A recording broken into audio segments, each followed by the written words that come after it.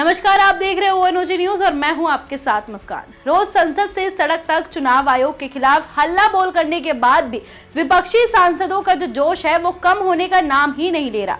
विरोध प्रदर्शन का एक नया रंग रूप संसद में देखने को मिला, जहां पर प्रियंका गांधी जो हमेशा हिंदुस्तानी परिधान यानी कि साड़ी में दिखाई देती हैं, वो एक सफेद रंग की टी शर्ट पर मीता देवी की तस्वीर लगाकर जोरदार प्रदर्शन करती हुई नजर आई। उनके साथ सैकड़ों और भी सांसद मौजूद थे, लेकिन सवाल यह है कि ये मीता देवी आखिर है कौन जिनकी तस्वीर टी शर्ट पर लगाकर प्रदर्शन किया जा रहा है, और इसका जवाब चुनाव आयोग से क्या लेना देना है। अगर आपको नहीं पता है तो चलिए मैं आपको बताती हूँ।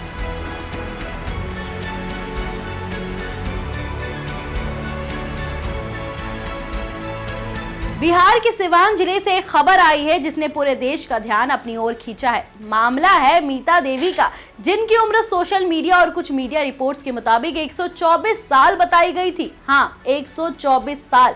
लेकिन जैसे ही सच्चाई सामने आई, लोगों के होश उड़ गए। जैसे ही ये खबर फैली, विपक्षी दलों और सोशल मीडिया ने इसे पकड़ लिया। कांग्रेस ने इसे चुनावी मुद्दा बनाने की कोशिश की और संसद में भी इसे उठाया।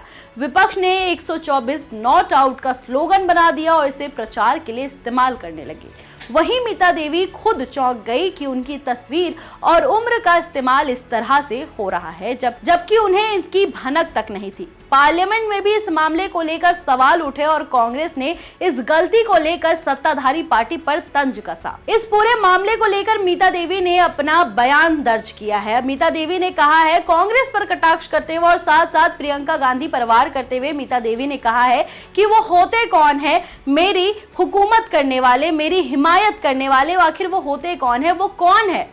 राहुल गांधी और प्रियंका गांधी आखिर है कौन मेरी हिमायती करने वाले, मेरे शुभचिंतक बनने वाले? वो कौन है? उनकी हिम्मत कैसे हुई कि मेरी तस्वीर अपने टी शर्ट में लगाए? दरअसल पूरा मामला ये है कि मीता देवी ने जब वोटर लिस्ट के लिए ऑनलाइन आवेदन किया तो गलती से जन्म वर्ष 1900 भर दिया। नतीजा ये हुआ कि सिस्टम ने उनकी उम्र 124 साल दर्शा दी। असल में उनकी उम्र महज 35 साल है। ये केवल तकनीकी गलती थी, लेकिन इसका असर राजनीति और मीडिया पर काफी ज्यादा बड़ा हुआ। बूथ संख्या 94 के बूथ लेवल अधिकारी उपेंद्र शाह ने भी माना कि ये गलती डेटा एंट्री के समय हुई है। उन्होंने कहा कि ऑनलाइन फॉर्म भरते वक्त आयु की त्रुटि हो गई है, जिसमें उम्र 124 साल दिख रही है। इसे सुधारा जाएगा। फिर भी विपक्ष ने इस मुद्दे को संसद में जोर शोर से उठाया। उनका कहना है कि ये सिर्फ एक उदाहरण है, असली समस्या मतदाता सूची की पूरी प्रक्रिया में पारदर्शिता और सटीकता की है। चुनाव आयोग ने इस पूरे मामले में दखल दिया और कहा कि किसी भी वोटर की जानकारी गलत होने पर सुधार के लिए आवेदन किया जा सकता है। मीता देवी ने तुरंत सुधार के लिए आवेदन दिया और उनकी वास्तविक उम्र को रिकॉर्ड में सही करने की प्रक्रिया जो है शुरू हो चुकी है। आयोग ने साफ किया कि भविष्य में ऐसी गलती से बचने के लिए सिस्टम में सुधार किया जाएगा। लेकिन कहानी केवल ये नहीं है। कांग्रेस ने इस गलती का फायदा उठाया और तांडव मचाया और इसे सत्ताधारी दल पर तंज कसने के मौके के रूप में इस्तेमाल किया। कहा गया कि अगर सिस्टम इतनी बड़ी गलती कर सकता है तो आम नागरिकों की सुरक्षा और सही रिकॉर्ड की जिम्मेदारी कितनी है।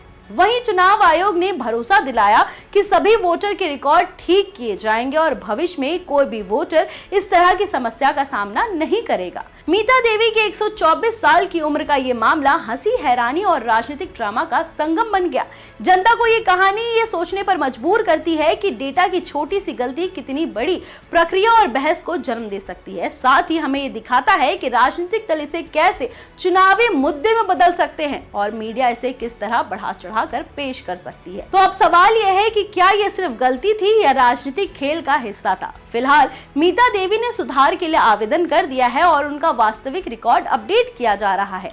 लेकिन इस घटना ने जनता को सतर्क कर दिया है ताकि भविष्य में किसी भी वोटर की जानकारी गलत ना हो और राजनीतिक विवाद का कारण न बने। 124 साल की उम्र वाली पहली बार वोटर की कहानी ने आज संसद से लेकर गांव तक बहस छेड़ दी है। विपक्ष इसे सिस्टम की नाकामी का प्रतीक मान रहा है, जबकि स्थानीय प्रशासन इसे एक मानवीय त्रुटि बताकर मामला शांत करने की कोशिश कर रहे हैं। इस खबर पर आपकी क्या राय है, हमें कमेंट करके जरूर बताएं और ऐसी ही तमाम बड़ी खबरों के लिए देखते रहे ONOG न्यूज। मिलते हैं अगली वीडियो में, तब तक के लिए धन्यवाद।